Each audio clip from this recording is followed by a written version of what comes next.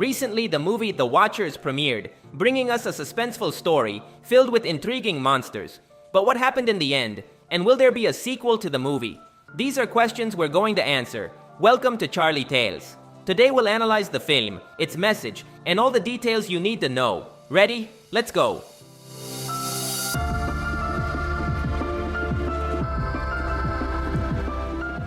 The movie tells the story of Mina, a woman living with traumas from her past. When she was a child, her mother died in a car accident. Only Mina and her twin sister survived. But Mina blames herself for the accident, so she can't forgive herself and is too afraid to visit her sister. Her life was dull, until one day her boss assigns her a task outside the city. But Mina ends up lost in a mysterious forest. Here she encounters monstrous creatures with desires to capture her. Luckily, Mina is saved by a woman named Madeline. This lady protects Mina in a house with other survivors. But there are rules here. You can only be outside the cabin during the day, as the creatures fear the sun. As soon as the sun sets, the creatures come out to hunt. Additionally, strangely, the cabin has a special glass wall, similar to police interrogation rooms. This way the beasts can see inside the house. According to Madeline, they like watching us, and no one knows why. That's why they're called the Watchers. So as long as you let them watch and don't break the rules, everything will be fine. The movie tells us how Mina tries to uncover the secrets of the Watchers while escaping the forest. This would be the movie summary. With that context, let's move to the end. The biggest revelations come when the protagonists find a bunker beneath the cabin. Here is all the research of a man named Professor Kilmartin. He built this place with the desire to research the creatures. According to the professor, these are not ordinary monsters, but fairies. In the past, they lived among humans and were revered. But eventually, humans locked them underground, trapping them in this forest. The professor believed these creatures could serve humans to defeat death, but he eventually abandoned his research and took his own life. But before that, he left instructions for our protagonists to escape. This plan works, and they manage to leave the forest alive. The movie isn't over yet, but so far we can answer several important questions. What are the Watchers? The professor called them fairies. According to him, they are ancient creatures, possessors of wings and magic. They lived in harmony with humans, but at some point, there was a war, and they were banished to the forest. In the past, these creatures were beautiful, but due to their imprisonment underground, they lost their magic, and their wings fell off, and that's why they became aggressive and brutal creatures with a desire for revenge against humans. And why do the creatures like to watch people? The movie suggests they harbor resentment towards humans. They want to attack us, and the best way to do it is by infiltrating among us. That's why they watch the cabin's inhabitants closely. The fairies want to mimic their appearance to attack better, and eventually escape from the forest and hide among us. We see this several times, like when they pretend to be Kiara's husband to lower the protagonist's guard. Another important question is why the professor cared so much about these creatures. After the forest, Mina reviews the professor's complete research and discovers something chilling. The professor had a wife named Madeline, and she died many years ago. That's why he wanted to research the monsters. The professor wanted a way to resurrect his wife. Fairies have the gift of imitating humans, matching their voices and appearance, even their personality.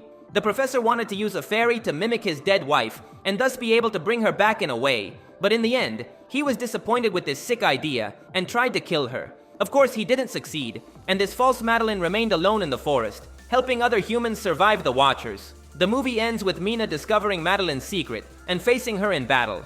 Unfortunately, Madeline is superior. But at the last moment, she decides to spare Mina's life and leaves. But why did Madeline spare Mina's life?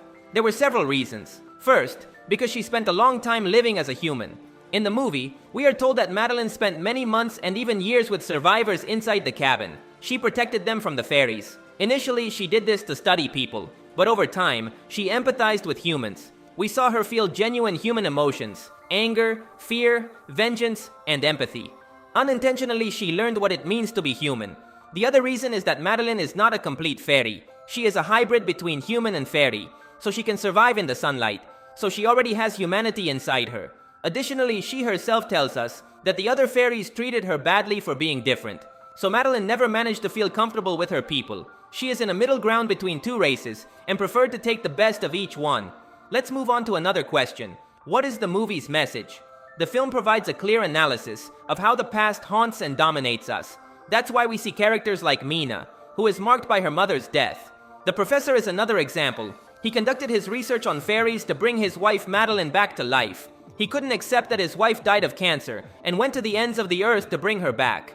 The characters in the film are marked by the pain of the past, but the film also explains that it is important to leave the past behind and overcome it.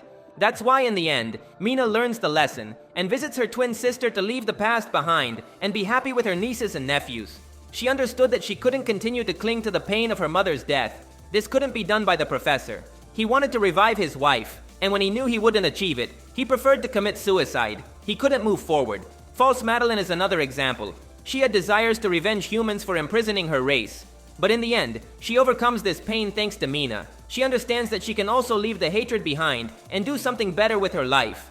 That's why in the end, False Madeline goes to travel the world to search for other hybrids. The movie is a plot of monsters, mythology, and terror. But it also explains the value of overcoming the past, improving, and not letting it dominate us. Now let's move on to the final question. Will the movie have a sequel?